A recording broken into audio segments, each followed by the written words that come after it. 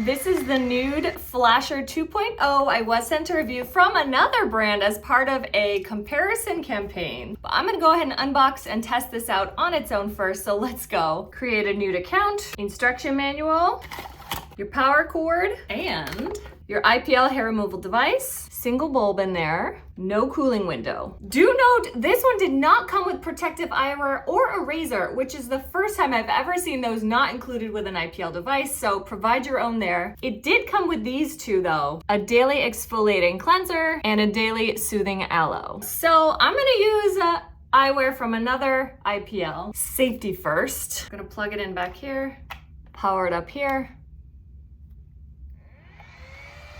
It's very faint, especially on camera, but there is your power and all that. You're gonna click through them here. The powers are 1, 2, 3, 4, 5, 6, 7. 7 power levels. It does have a skin sensor, so it's not going to trigger accidentally.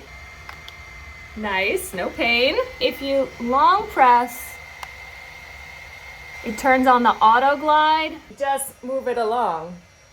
It's very fast. So fast.